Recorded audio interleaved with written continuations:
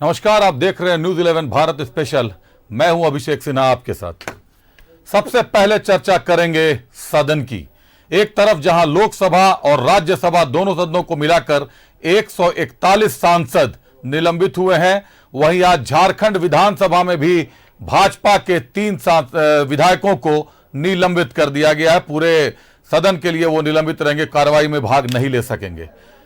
पूरी तरीके से कहें तो झारखंड विधानसभा का शीतकालीन सत्र हंगामे की भेंट चढ़ गया है। कभी सीएम को लेकर ईडी के सम्मन पर हंगामा हो रहा है, कभी धीरज साहू के घर नोटों की बरामदगी को लेकर हंगामा हो रहा है, कभी वन अधिकार संरक्षण अधिनियम को लेकर झामुमो खुद हंगामा कर रही है, और मिला जुलाकर जनता के कल्याण के लिए जो तैयार होने वाली योजनाएं होनी थी, जो घोषणाएं होनी थी, वो सब कुछ शीतकालीन बजट में हंगामे की भेंट चढ़ गया। शीतकालीन सत्र में हंगामे की भेंट चढ़ गया। एक बार देखिए पूरी रिपोर्ट, उसके बाद करेंगे चर्चा। शीतकालीन सत्र के तीसरे दिन भी हंगामा। बीजेपी के 3 विधायक पूरे सत्र के लिए निलंबित। बिरंची नारायण, भालू प्रताप और जेपी पटेल निलंबित। झारखंड विधानसभा के शीतकालीन सत्र के तीसरे दिन भी जमकर हंगामा हुआ। रोजगार को लेकर, कार्यस्थल को लेकर बीजेपी विधायकों ने हंगामा किया, जिससे नाराज स्पीकर ने बीजेपी विधायक बिरंची नारायण, भानु प्रताप शाही और जेपी पटेल को निलंबित कर दिया। साथ ही बिरंची नारायण और भानु प्रताप शाही को मार्शल आउट किया गया, जिससे आक्रोशित बीजेपी ने सदन का वॉकआउट कर दिया। ये साफ दिखलाता है कि युवाओं के विषय को यह सरकार सुनना नहीं चाहती है, अपने फेलियर को छिपाना चाहती है। हर एक वो आवाज जो युवाओं की बात करेगा उसको दबाना चाहती है। और ये तीनों माननीय सदस्यों का, चाहे वो अपने भानु प्रताप शाही जी हो, मुख्य सचेतक बिरंची नारायण जी को, या सचेतक अपने जेपी पटेल जी का, ये कहीं से वैधानिक नहीं दिखता है और ये लोकतंत्र और संवैधानिक परंपराओं के विपरीत दिखता है। और इसी को लेकर के हम लोगों ने अपने सारे सदस्यों के साथ क्या हमने कोई असंसदीय आचरण किया? क्या मैंने किसी को गाली दिया? क्या मैंने कोई तोड़ फोड़ किया? कोई माइक तोड़ा? कोई जूता चप्पल चलाया?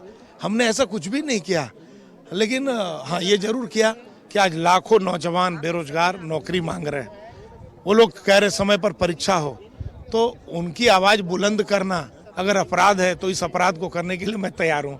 अब इन्होंने एक बार मार्शल आउट नहीं, 50 बार भी करेंगे वो भी सहूँगा। हम तो यही कह रहे थे कार्यस्थगन पढ़ दीजिए भाई, उन्होंने भी नियमन दिया था। अब कार्यस्थगन भी नहीं पढ़ेंगे और हमको मार्शल आउट करेंगे, तो साफ साफ है कि हेमंत सोरेन के इशारे पर ये कर रहे हैं। सदन के वॉकआउट के बाद बीजेपी विधायकों ने विधानसभा परिसर में प्रदर्शन किया और स्पीकर पर सरकार के दबाव में काम करने का आरोप लगाया। हालांकि सत्ताधारी दलों ने स्पीकर का बचाव किया है। सीएम ने कहा है विपक्ष सदन को बाधित करना चाहता है, उनकी मंशा सदन को नहीं चलने देने की है। व्यक्ति विशेष या कोई दल के कतिपय व्यक्ति अगर विधानसभा को हैक करना चाहे या विधानसभा को नहीं चलने देने का मन बना ले, तो आसन के पास और दूसरा कोई विकल्प बचता नहीं है। इसलिए हम लोगों को न चाहते हुए भी हम कल से परसों से हिदायत दे रहे थे कि जहां विरोधिता करने का है विरोधिता करिए, लेकिन सदन में दूसरे मान्य सदस्यों का जो सवाल है या जो विषय है उसको किसी तरह से बाधित न करिए। विपक्ष के नेता हैं, इन प्रकार मैं देख रहा हूं कि सदन को व्यवधान करने में लगे हैं। अब ऐसे स्थिति में स्पीकर संज्ञान लेते हैं। लोकसभा में क्या हो रहा है? लोकसभा में जेन्युइन मांग को लेकर जो सुरक्षा चूक हुई तो उसके बारे में आप बताइए। उस पर आज तो 140-44 हो गया है। और इसका मतलब ये नहीं होता है कि एक आदमी एक्सपेल हो गया उसके लिए सदन को बहिष्कार करना, ये समझ से परे है। तो 3 की बात में इतना उछल रहे हैं, 141 का हुआ है, जरा उनको भी समझने की जरूरत है। यहाँ हुआ क्या है इस सदन में? सदन के सदस्य धीरज साहू यहाँ नहीं है, जहाँ है वहाँ पर करो। वहीं विधानसभा की कार्यवाही शुरू होने से पहले बीजेपी ने नियोजन नीति को लेकर सदन के बाहर प्रदर्शन किया। वहीं हजारीबाग विधायक मनीष जायसवाल ने पोशाक घोटाले का आरोप लगाया और सदन के बाहर प्रदर्शन किया। बीजेपी के गैर मौजूदगी में सरकार ने सदन से 8,111 करोड़ रुपए का दूसरा अनुपूरक बजट पास करा लिया, जिसके बाद सदन की कार्यवाही बुधवार सुबह 11 बजे तक के लिए स्थगित कर दी गई। न्यूज 11 भारत के लिए रांची से विपिन उपाध्याय और राकेश कुमार की रिपोर्ट। तो आपने देखी रिपोर्ट। हंगामे चल रहे हैं, कभी भाजपा हंगामा कर रही है, कभी झामुमो हंगामे में है, और आज तो हंगामे के तमाम स्तर पार कर लिए गए। हंगामे का असर यह हुआ कि भाजपा के 3 विधायकों को निलंबित कर दिया गया। भाजपा ने वॉकआउट कर दिया और वॉकआउट के बाद राजभवन पहुंच गया सारे विधायक, और वहां जाकर उन्होंने ये गुहार लगाई है राज्यपाल से कि राज्य में अस्थिरता का माहौल है, राज्य में संकट है, राजनीतिक संकट है, राज्य में राज्यपाल को हस्तक्षेप करना पड़ेगा। निश्चित तौर पर जब विधानसभा में मामला नहीं सुलझेगा तो हस्तक्षेप के लिए राजभवन का रुख तो अख्तियार करना ही पड़ेगा। बहरहाल हमारे साथ जुड़े हमारे सहयोगी राकेश, हम बात करते हैं राकेश के साथ। राकेश, 3 विधायक निलंबित भाजपा के, आचरण पर सवाल, इतना खराब आचरण की निलंबन कर दिया गया, वो भी विधानसभा के भीतर। देखिए अभिषेक, ये एक कहा जा सकता है कि लंबे समय के बाद से इस तरह के उदाहरण अब देखने को मिल रहे हैं विधानसभा के अंदर। और आज जिस तरीके से 3 बीजेपी के विधायकों को निलंबित किया गया है, इसमें मसला काफी बड़ा माना जाता है। राज्य में रोजगार को लेकर, छात्रों को लेकर और युवाओं को लेकर सवाल खड़े किए जा रहे थे, और जो प्रक्रिया थी उसके आधार पर मांग की जा रही थी बीजेपी के विधायकों की तरफ से। और इसके बाद से जब मांग पर उनकी कोई सुनवाई नहीं की गई, तब जाकर वे बेल में पहुंचे, और बेल में पहुंचने के बाद से उनको मार्शल के द्वारा सबसे पहले निकाला गया, और इसके बाद से सदन के स्पीकर ने उन्हें निलंबित कर दिया है। तो कहीं ना कहीं कहा जा सकता है कि अब मुद्दों को लेकर जिस तरीके से सवाल जवाब सदन के अंदर चल रहे थे, उसमें एक नई चीज सामने आई है और एक नया उदाहरण देखने को मिल सकता है आने वाले समय में। अब जहां तक बीजेपी के विधायकों की बात है, हमारी बातचीत हो रही थी उनसे, वे तमाम चीजों में अपनी राय रख रहे थे। साथ साथ ये भी कह रहे थे कि जनहित में वे सवाल जब खड़े करते हैं, तब सदन के अंदर इस तरह की चीजें अगर होती हैं, तब किस तरीके से राज्य का विकास हो पाएगा, किस तरीके से समस्याओं का समाधान हो जाएगा।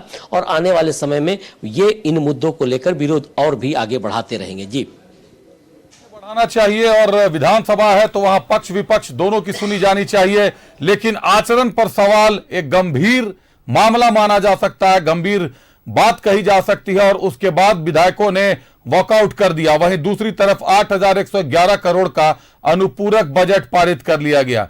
कितने लाभ, कितने नुकसान होने वाले हैं इस बजट से? देखिए, सदन के अंदर अनुपूरक बजट जब लाया जाता है तो कुछ जो प्रक्रिया होती है, जो बजट के प्रावधान होते हैं, और ये अंतिम कहा जा सकता है कि काम होगा इस वित्तीय वर्ष का। और खास करके इस तिमाही की बात की जाए तो इस तिमाही में जो घट रहा होगा पैसा, जो विकास की योजनाओं में जो खर्च किए जाने हैं योजना मद और गैर योजना मद के तहत, तो जहां जहां चीजें जरूरत होंगी वहां पे आप उसे पूरा किया जाएगा, और कोशिश की जाएगी कि शायद आने वाले समय में जो विकास के काम को और गति देनी होगी तो में किसी प्रकार की कोई कमी नहीं आए, और इसको लेकर अनुपूरक बजट लाया गया है। लेकिन सवाल अभी भी कई खड़े हो रहे हैं कि आखिर इस तरह की परिस्थितियां क्यों आ रही हैं कि राज्य में विकास के नाम पर जब शुरुआती दौर में जब बातचीत की जाती है, उस समय एक बजट बनाया जाता है, उस समय क्यों नहीं एक बड़ा आकलन किया जाता है, क्योंकि विकास की गति को समय पर पूरा किया जा सके। बिल्कुल राकेश, विकास की गति को तो समय पर पूरा किया ही जाना चाहिए, लेकिन जो परिस्थितियां दिख रही हैं, एक तरफ लोकसभा और राज्यसभा मिलाकर 141 सांसद निलंबित होते हैं, तो आज क्या झारखंड विधानसभा ने इस निलंबन की प्रक्रिया का जवाब दिया है? देखिए अभिषेक, आज हमने सवाल दोनों पक्ष के नेताओं से किया है, खास करके जो केंद्र में जिस तरीके से कार्रवाई की गई है, उसके बाद से वहाँ यहाँ पे भी जो सत्ताधारी दल है यहाँ, उनमें भी कहीं ना कहीं विरोधाभास देखने को मिला है, और जानबूझकर इस तरीके के आरोप प्रत्यारोप लगाने की बात कही गई है। और उसी तरह से जैसे विधानसभा में आज 3 विधायकों को निलंबित किया गया है, उनकी तरफ से भी, बीजेपी की तरफ से भी बड़ी मुखरता से चीजों को रखा गया है। तो कहीं ना कहीं एक आपने जो जिक्र किया कि बदले की भावना हो सकती है, लेकिन राजनीति है, राजनीति में तमाम चीजें चलती रहती हैं, जनता बारीकी से तमाम चीजों को देखती है, और इन सारी चीजों को भी अब बड़े ही नजदीक से देखे जाने की बात कही जा रही है। तो ऐसे में इन सारी घटनाओं को अब आने वाले समय में जब चुनाव होंगे, उस पर भी कहीं ना कहीं तमाम लोगों की नजर होगी, और हो सकता है कि इन सारे मुद्दों पर बातचीत की जाएगी। आप कह रहे हैं कि चुनाव होंगे, तमाम लोगों की नजर होगी, लेकिन नजर किस किस चीज पर होगी? खनन घोटाला, बालू घोटाला, जमीन घोटाला, शराब घोटाला, और अब आ गया पोशाक घोटाला। किस किस घोटाले पर जनता नजर रखेगी, और जनता के दरवाजे तक आखिर कैसे जाएंगे ये जनप्रतिनिधि? देखिए, बड़ी विडंबना है राज्य की, और सबसे अहम बात कही जा सकती है कि 23 साल के झारखंड में अभी तक हम लोग इसी बात की उम्मीद लगाए बैठे हैं कि आखिर किन का भला होगा, राज्य के लोगों का भला कैसे होगा।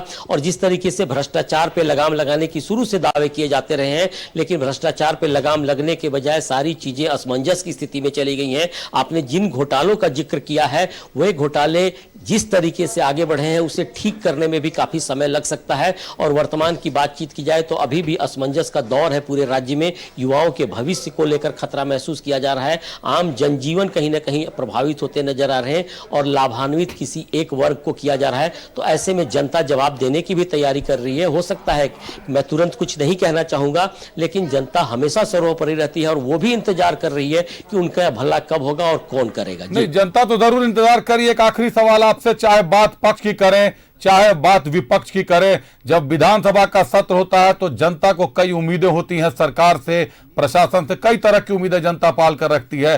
पिछले 3 दिन से विधानसभा हंगामे की भेंट चढ़ रहा है। आने वाले जो 2 दिन बचे हैं उस दिन उनके लिए 3 विधायक निलंबित किए जा चुके हैं। कल का माहौल कैसा होने की उम्मीद है? क्या शीतकालीन सत्र हंगामे की भेंट चढ़ जाएगा या जनता के कल्याण के भी जो दावे किए जाते हैं, जनता के कल्याण के लिए जो वादे किए जाते हैं, उन्हें पूरा करने की कोई कवायद शुरू की जाएगी? देखिए, निश्चित तौर पे विधानसभा में विधायक अपने इलाके के सवालों को लेकर आते हैं, उनके जवाब चाहते हैं। और तमाम विधायक, चाहे सत्ताधारी दल के हों या विपक्ष के विधायक हों, सभी को अपने अपने इलाके में लोगों को जवाब देना होगा। और इसी तरह अगर जिस तरीके से हंगामा होता रहा है और गंभीर मुद्दों पर चर्चा नहीं होती है, योजनाओं को लेकर आगे बढ़ा नहीं जा सकता है, तो कहीं ना कहीं हंगामे की भेंट चढ़कर जनता का बड़ा नुकसान होगा। और कई बातें जिससे चल रही हैं, खास करके हर बार हम लोग इस पर चर्चा करते हैं कि आखिर इस तरह से जो चीजें आती है विधानसभा के अंदर, वो सही तरीके से लागू कराने में क्यों कठिनाई होती है। तो एक बड़ा उदाहरण है कि मुद्दों पे अगर बहस नहीं होगी और कहीं ना कहीं मन में विचार अच्छा नहीं रखा जाएगा, तब जाकर इस तरह की परिस्थितियां उत्पन्न होंगी और हंगामा होता रहेगा। क्योंकि वह एक ऐसा जगह है जहां से जनता के सवालों को लेकर बातचीत की जाती है। तो निश्चित तौर पर सरकार और सरकार के साथ साथ विपक्ष दोनों को आपसी तालमेल के साथ आगे बढ़ाने की जरूरत महसूस की जानी चाहिए। निश्चित तौर पर चाहे सरकार हो चाहे विपक्ष हो, जहां मुद्दे जनता के हों, जहां सवाल जनता के हों, वहां कम से कम इतनी तो मित्रता दिखानी चाहिए, क्योंकि हाशिए पर जनता है और जनता की कोई नहीं सुन रहा, जनता की कोई नहीं सोच रहा। सदन शीतकालीन सत्र हंगामे की भेंट चढ़ता जा रहा। बहुत धन्यवाद राकेश आपका हमारे साथ जुड़ने के लिए। विधानसभा का शीतकालीन सत्र हंगामे की भेंट करीब करीब चढ़ चुका है। जनता के सवाल जो विधायक अपने अपने क्षेत्र से लेकर आए थे, नदारद है। जनता के कल्याण की योजनाएं जो घोषणा की जा सकती थी, घोषणा की जानी चाहिए थी, नदारद है। अनुपूरक बजट पारित हो जाता है, भाजपा के विधायक वॉकआउट किए रहते हैं, राजभवन पहुंच जाते हैं कि राज्य में अस्थिरता का माहौल है।